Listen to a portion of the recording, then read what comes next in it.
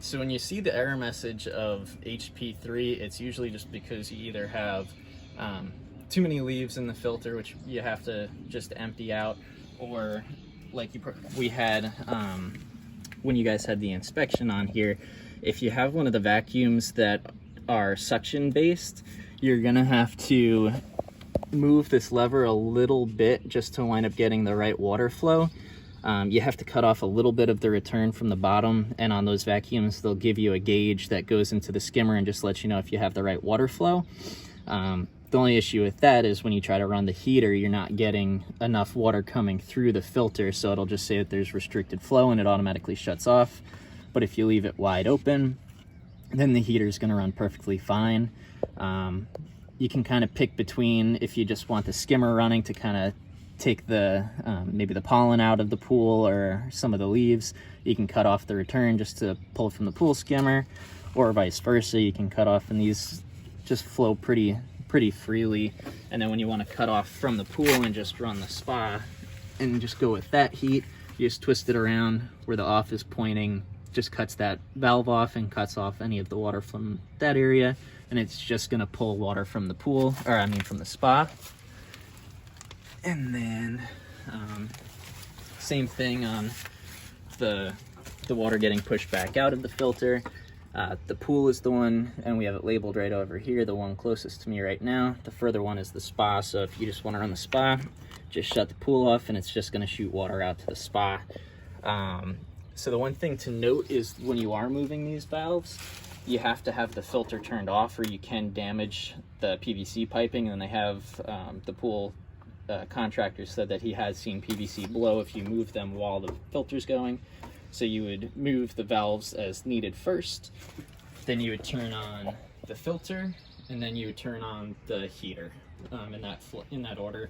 If you forget and you try to turn the heater on and there's no water though, this thing just won't turn on whatsoever, so it can't get damaged.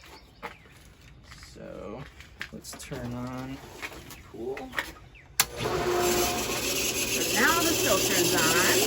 Now the filter's on. If you see a lot of leaves inside there, you just pop it off, empty the leaf basket, and then turn it right back on. It all can be done by hand. You might just have to give it a little push with your hand. It's just filling up because we just emptied out the leaf basket. Refills in about 30 seconds and you're back going perfectly fine.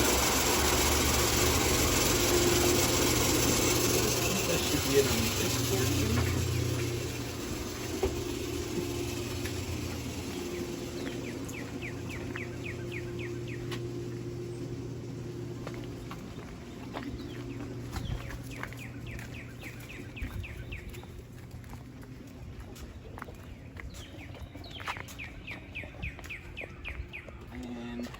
To run the blower, it's just this switch.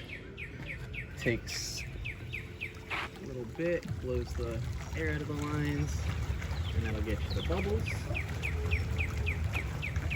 And then for the light switch, it's pretty self-explanatory. He just said to move it to the desired color tones first, and then you push the button on.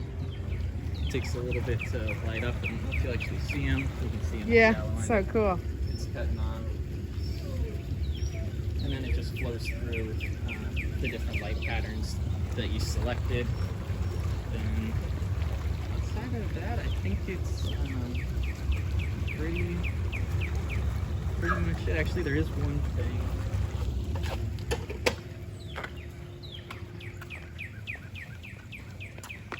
So this is just the skimmer where you take the leaves out of the basket and you can put your filter through. But this piece is, when you take it out, there's a little float in there. That's the automatic fill. You can adjust that as you need to, or if you're gonna have a pool company, they'll adjust it to where you guys wanted it. So if you want it a little lower or higher, it'll automatically fill for you. And outside of that, I think that's everything. Cool. We're having a pool party here.